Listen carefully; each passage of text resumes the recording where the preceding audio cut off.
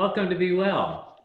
Thanks for joining us. I'm Jonathan from Your Why, and I'm truly grateful to have the opportunity to bring you these conversations with leaders in their field to living mindfully.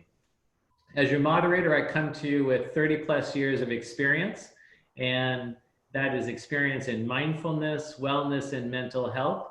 And what I would offer today is that we choose in this moment to be present, mindfully present, actively choosing to be here now, unconditionally, to truly take in this experience that we have. I'm very excited for our guest and our topic today. Sarah, welcome. Thank you so much. I'm so happy to be here. Our topic is related to Reiki and healing touch. And we're going to get into some wonderful things and also an experience. But first off, I want to share the bio for Sarah Mintier. Sarah is the founder and the owner of Reiki of San Diego. She's trained in various methods of Reiki. She's a certified Reiki therapist, as well as a Reiki master teacher. In addition, she has a wealth of background in this area. She's certified as a crystal healer, certified in sound healing, registered yoga instructor, certified hypnotherapist. She comes to us with a degree in psychology as well as strong educational background in a variety of these areas. And it is really through Sarah's own journey of healing that she has pursued this very passionate area of focus. So Sarah, talk to us. How did we get here? How did you become such an expert in this particular field? It's been quite a journey. And I think with a lot of healers, it always starts with your own desire to heal. And I had quite a troubled adolescence. I had a really difficult time in my teenage years, my late teenage years, and through my early 20s, and experienced a lot of challenges, a lot of traumas. And as a result, had a lot of anxiety, a lot of depression. I was incredibly suicidal. I had PTSD, and also it started to affect my physical health. I was getting sick all of the time. I had digestive issues. I had chronic low back pain, and I'd been going to therapy for years and years and years. And I got to this point where I felt like I had talked enough about my problems and it was time to actually do something. So I really wanted to find a different way. I really believed that there had to be a different way other than just being medicated for the rest of my life. And so started to explore. I found hypnotherapy. I found energy medicine, mindfulness, meditation, yoga, just started to play around in all of these different modalities. And it wasn't until I realized that I needed to address the mind, body, and spirit in order to actually fully heal. Well, it's interesting. I know when we had the chance to talk earlier, you speak of these modalities of Reiki and energy medicine, as well as spiritual health, as one of the components that's been missing in modern medicine. Absolutely. I find every modality kind of focuses on something different. So in therapy, we focus a lot on the mind and our mindset and make sure that our belief systems are really healthy and our perspectives and the way that we cope with life and the way that we manage and regulate all of our emotions and our ability to self-soothe. But then there's also the physical body, and that's where I think Western medicine focuses a lot on, but also massage and yoga and making sure that you take care of your diet and your overall physical health. But spiritual health, I find, is something that has been just kind of lingering in the background. Maybe some people have started to tap into it with yoga or with meditation or maybe in their own kind of religious belief systems. But I have a really different definition of spiritual health that I think a lot of people will resonate with, because I think in this kind of new age wave of spirituality, people are changing maybe from their belief systems. I think it's becoming more of a blended approach rather than a strong religious construct. And so I like this concept of spirituality in being our vitality. It's what keeps us alive and well, and not only alive and well, but happy to be alive. It's what kind of puts the pep in our step and keeps our spirit sparked, and waking up in the morning and feeling happy and excited to greet the day. And I think so much of our lifestyle and our culture has depleted that, and this kind of rat race that we get stuck in, or stress. So much of life doesn't really cultivate that spiritual essence, that ability to just feel vital and kind of put the light in your eyes. One thing that I recognize, Sarah, is that modern Western medicine is much more receptive to the range of modalities. And Reiki has been around for a while. So let's define what is Reiki and how does it work? Yeah, so Reiki is a Japanese energy healing modality. It originated back in the 20s, although there's been a lot of different kind of channels of the same modality since the early 1800s. And what it is, a practitioner just lays their hands gently on you or around you and works with your energy body, works with your energetic biofield. So we all have energy in our body, we all have energy around us. As a human, we're completely unstable. So we absorb everything from our environment. And most people can feel this in some ways. You feel different walking into maybe a yoga studio versus a car dealership, or you feel different being around someone really positive or someone really negative or someone very stressed out. You get a good vibe from someone or a bad vibe. So we're picking up on energy all the time from people around us, but also our environment. So pesticides and pollution, technology. It's pretty standard that if you go deep away from the city and into nature, you'll feel much calmer and more relaxed. There's actually been quite a lot of science released around the correlation between how much EMF waves, how many technology signals are going through us in any moment in time, and how much stress our nervous system is under. So when we're absorbing this much energy from around us, and then also internally what we're going through in our own life, what types of thoughts we have, what emotions we experience, what challenges we face, that creates different energy inside of our system. And that too we can feel. You can feel anger senses differently in the body than happiness or sadness or laughter. It all feels very different. So the body naturally wants to be in harmony.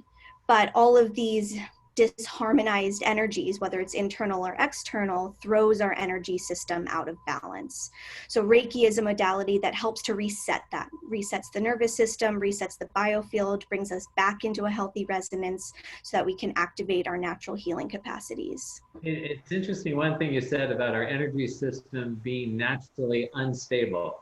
And I've had the opportunity to do training in Reiki, and I look at it as turning on this channel that has a greater awareness to energy, because you spoke to it very eloquently, very well, in the sense as you meet people, you feel into different energy levels. And so it's fascinating as you attune to the energy level, what you become aware of in yourself as well as those that you interact with in the environments that you interact in. And so you've spoken to it in terms of kind of spiritual realms. How can we ground this in like scientific? I mean, a lot of us will look at what is the scientific basis for the efficacy of Reiki and Reiki in terms of a healing modality. Yeah, it's been really founded as a spiritual modality, but now science is really catching up. And there's been a lot of research foundations that have been funded to really look into what is Reiki, how does it work, why is it working? Because we've known that for a long time. It's been working. Proof is in the pudding, I always say. But why, trying to understand it, I think from an intellectual level really helps people to give it a bigger chance and to be more open-minded to it. And so now, as of 2009, there have been over 25 different research studies that have proven its efficacy in all peer-reviewed journals. It's pretty incredible, from testing lab rats and giving real treatments and fake treatments and monitoring their stress levels, to healing, whether it's cells inside of a petri dish where there's no option for placebo effect, or giving real people that have an injury in their body a real treatment or a fake treatment or no treatment at all. So it's been really tested well, and all of the research is pointing to it being 83% or more effective, and also as far as healing the physical body up to 40% faster than having no Reiki treatments at all. So it's really founded now more in science than ever, and it's still continuing to grow. People are researching it every single day, and it's become more popular in hospitals now. Actually, over 800 hospitals in America now have an entire clinic or a section of Reiki or healing touch that they offer to their patients. Is there a distinction between Reiki and healing touch? Is that another expression of Reiki? There is. So if you think of energy medicine as kind of the umbrella, there's a lot of different modalities within that. So Reiki is one, Healing touch is a different one. Healing touch I found to become really popular with nurses specifically. They have a really lengthy process. I find just from my own interpretation, I think healing touch is a little bit more regimented and Reiki is a little bit more spiritual and intuitively based, but they cross and overlap in so many different ways. It's all kind of the same thing, just different languages. So when we talk about the energy system, the energy biofield, if you will, are we talking about the meridian system in the body? Are we talking about chakras? If you could define that for us. So we have a lot of different components of the energetic biofield. We have our auric field. So we have 7 layers in our auric field. We've only been able to measure up to 3 feet outside of the body. And so that's kind of the fact that you'll hear most of the time is our aura extends 3 feet from the physical body in all directions, but it's just because we don't have any scientific tools to measure beyond that yet. If I'm a lay person, define auric system or auric field. So think of it like a bubble of energy around your body. So a good example is let's say light or sound. Both of those are different energy forms. It's different wavelengths. And sound we can hear, but we can't see. We can't touch it. Light, we can see it, but we can't hear it. Again, we can't touch it. So they're both different wavelengths of energy that can be experienced in one of the senses. So our physical energy or our auric energy can be sensed by feeling, but it can't be seen, it can't be smelled, it can't be touched, but a lot of people can feel it. It's almost like this sixth sense. So if you think of it like a bubble around our body and it extends and interacts and absorbs and moves with whatever is going on in our environment, but then also internally we actually have 22 chakras, but most commonly known as the 7 chakra system. And you can think of the chakras like spiritual batteries. There are 7 chakras that line along our spine, and they're connected to different massive nerve bundles, so regulates different aspects of our physical health, connects to different organs, but also regulates different parts of our mental, emotional, and spiritual health. And why is that energy biofield, the chakra, why is that important to our health? And so like, if I was to task you, if you're working with somebody and you're feeling into the energy field, what are you looking for to determine health or misalignment or blockage? So ultimately I'm looking for 2 things. 1, a flow of energy, and 2, flexibility of energy, because our energy changes every single day. So to think that all of our chakras are going to be 100% vital every day is just unrealistic. It's going to change depending on what we're going through in our life too. So I think a lot of people have misconceptions around a chakra being blocked. There's a difference between just having a phase in life where you're having a difficulty with a loved one or in a relationship or in your career versus having an overall difficulty with vulnerability and intimacy. So I want to feel that there's flexibility in the energy field, that the energy is moving very freely and openly, so that I know that whatever is showing up on that particular day might not be something permanent. We need our energy to be able to flow freely.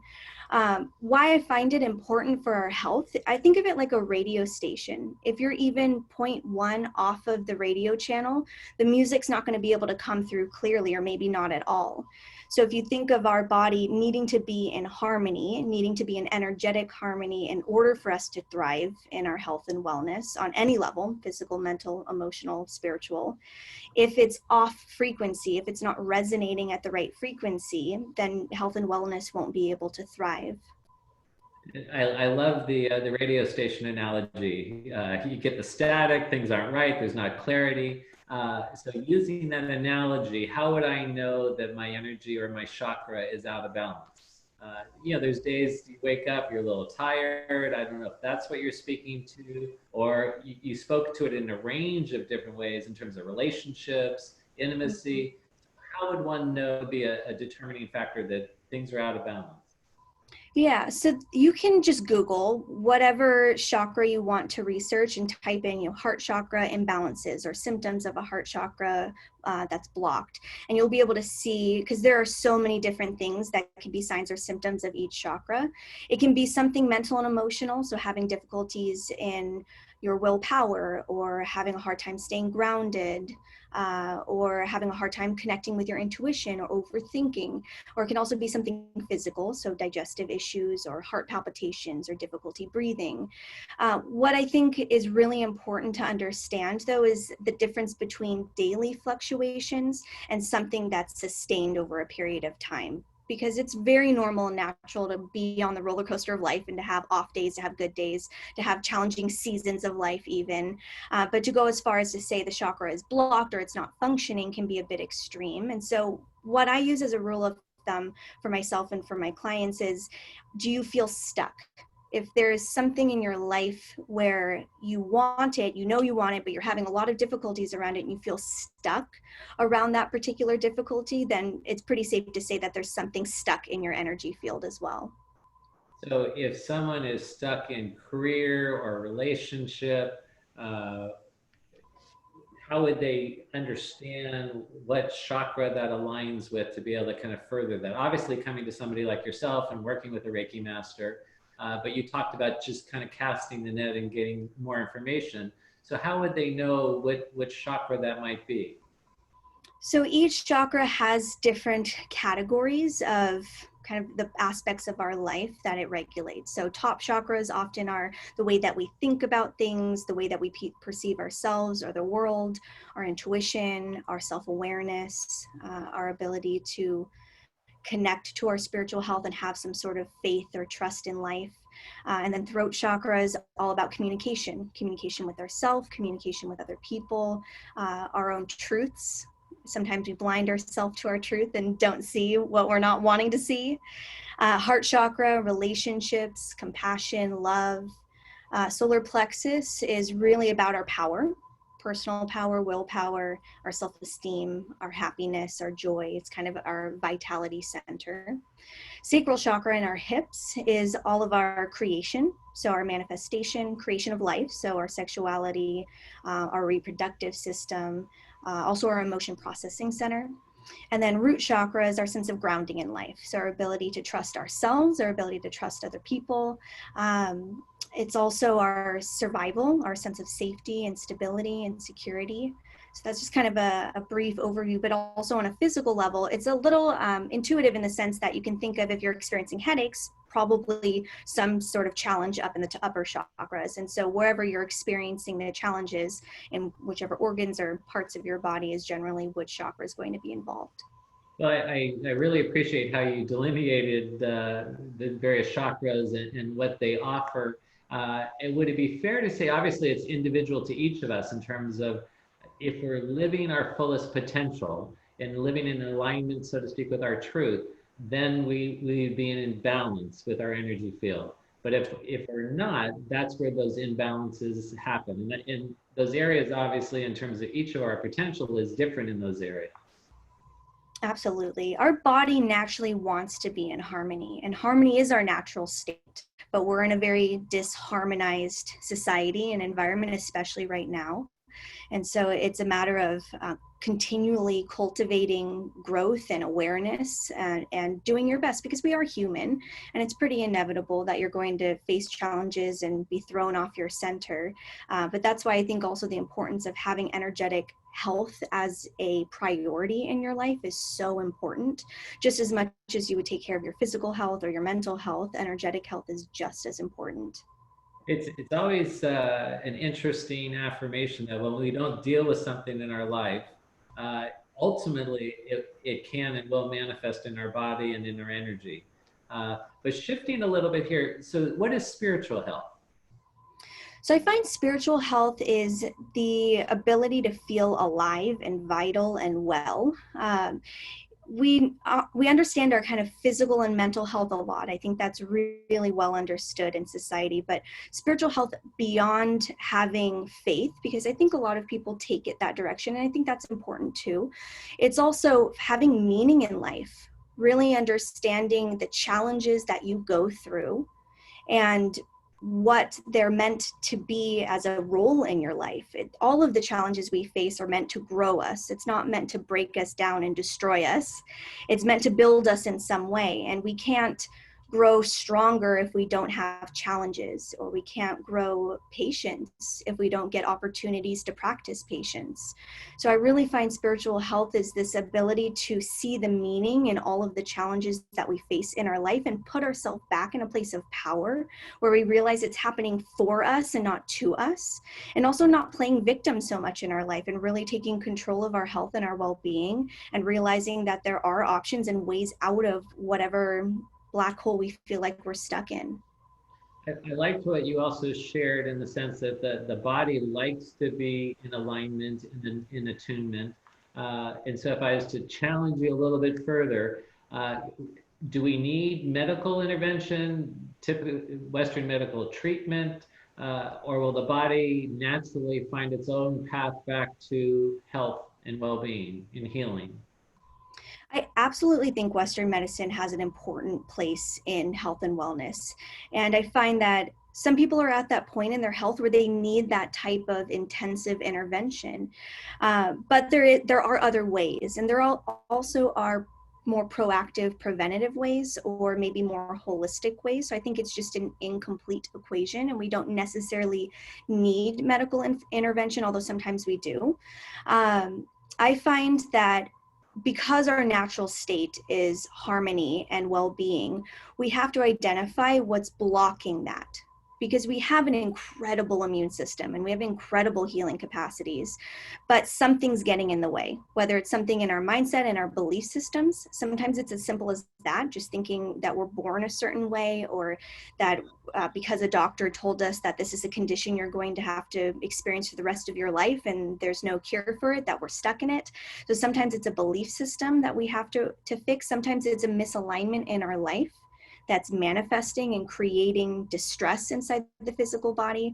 More often than not, it really is stress. I'm noticing that a lot in our culture lately, that just a constant signal of stress in the body just throws our entire nervous system into haywire. And so to think that we can be healthy and our immune system can function properly when we have this constant cortisol drip in the background, it's just not feasible. So much of energy healing and spiritual health as well is relaxing the nervous system, putting it back into a state of being in healing mode.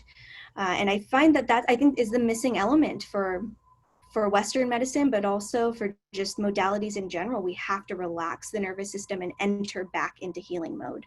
So that's a great segue into, I know you're going to offer an experience and bring through an experience, but before you do, how do we on our own access that natural healing ability, that potential within each of us? Good question. So aside from belief systems, because I think that is really important, step one of the healing process is figure out what is in your way, what's stopping you from being in this state of healing. But also step two is just learning how to be in that state naturally on your own. Because we're in such a society that's so fast paced and really doesn't cultivate slowing down and breathing and calming down, it's almost like, I think of it kind of like a garden. You can't just plant a garden and expect it to be there forever. You have to tend to it. You water it, you give it sunlight, you fertilize it, you have to keep cultivating it in order to grow it. So same thing with health and wellness and restoring our nervous system, having some sort of daily rituals that help you stay calm and centered. For a lot of people, that's meditation, starting the day with a meditation to really get into that mode of being centered, even though our external is in so much chaos. Even having little timeouts throughout the day to remind yourself of your breath. Our breath is a huge tool. It's actually quite a neuro hack. You can use different types of breath work in order to trigger different responses in the brain, different releases of chemicals, and it will actually shift your nervous system into this state of healing mode. I love the phrase neural hack by using our breath. That'll stay with me. It most definitely will. And also, I'm a big proponent and advocate for breath work and just how quickly that can transform the state we're in. And that being said, I know you have an experience that you want to offer us to be able to take on the challenges, the stress, and decrease that constant cortisone drip you were saying. Absolutely. First, I want to preface with, if you haven't spent a lot of time practicing relaxing, this might come as a little bit of a challenge at first. So don't give up on yourself. It really is a practice. You can forget how to relax. And I think that's an important first step for a lot of people, is learning how to relax again. And so if this can be the first step to that, and that's what I'll guide you through, is a meditation to really relax the nervous system and start to teach you how to tap back into that calm state that's going to open up and trigger your healing capacities. So I'm going to put on some music. And everyone who is listening can find a comfortable position, whether you're sitting or lying down.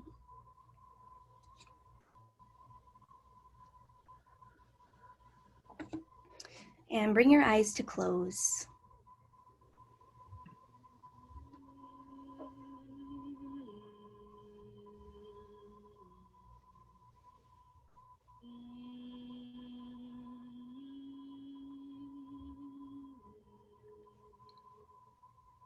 It's time now to remember your innate healing power.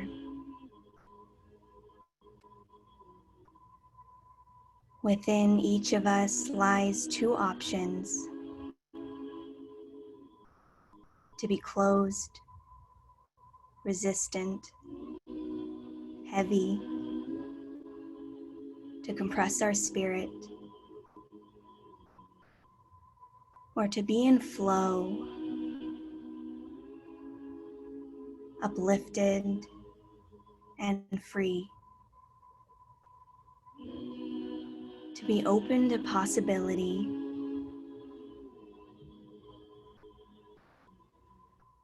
I'm here to remind you of your power of choice, to remind you of your body's healing wisdom.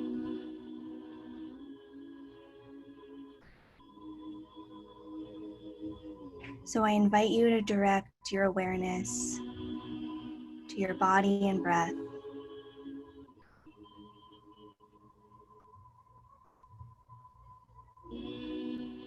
Without making any changes yet, just notice its natural rhythm.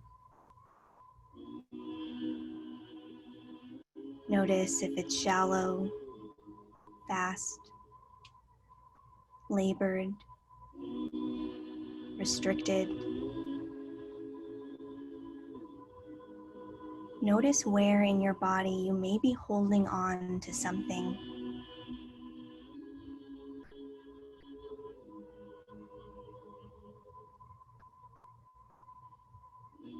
Open the space for it to release.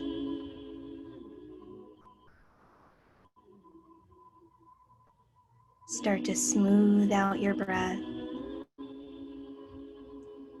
Let the tension melt away.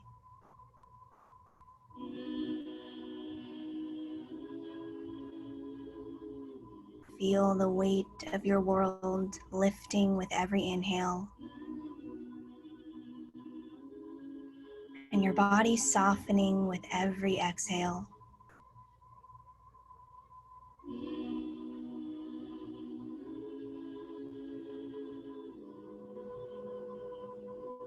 On your next inhale, slowly fill all the way to the top.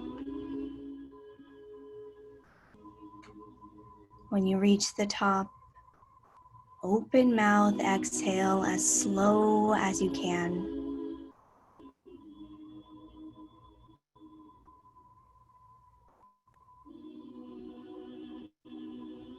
Let each breath move slower than the last.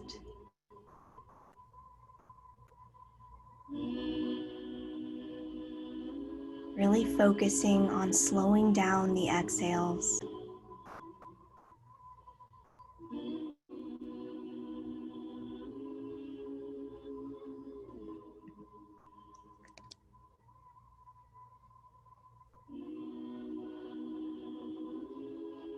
Find yourself in the quiet, resting here in the stillness. you will feel something start to awaken.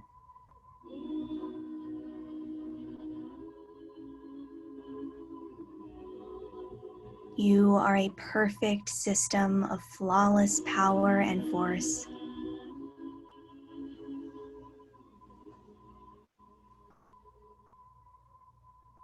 Your body knows how to find harmony.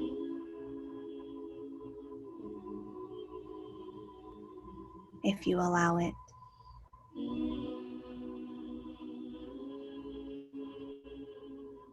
Have you listened to your spirit's needs?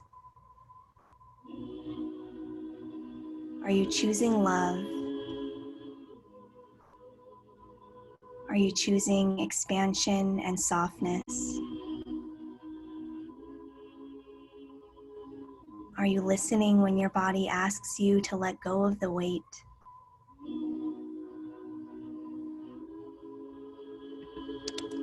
Sit in this moment to listen,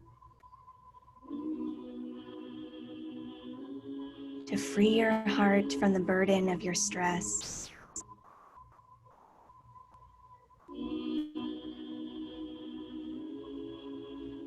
Let each breath wash over you and through you, purifying every cell.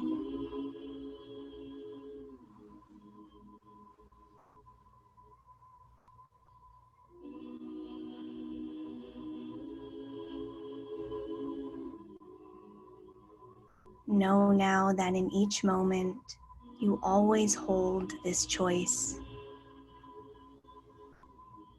to expand or to contract.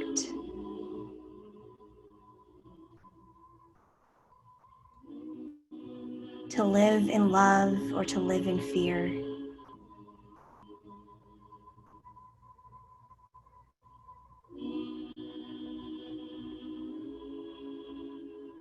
All you must ask yourself in each moment,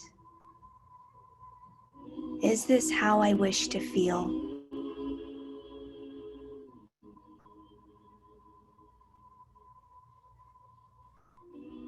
Does this choice speak to who I wish to be?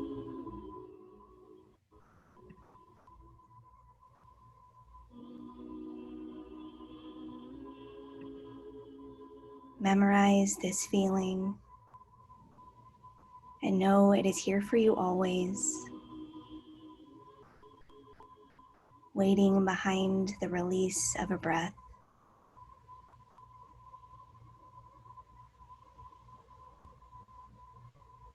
Take as much time as you need. When you're ready, come back into this moment, into the room and space around you, and open your eyes.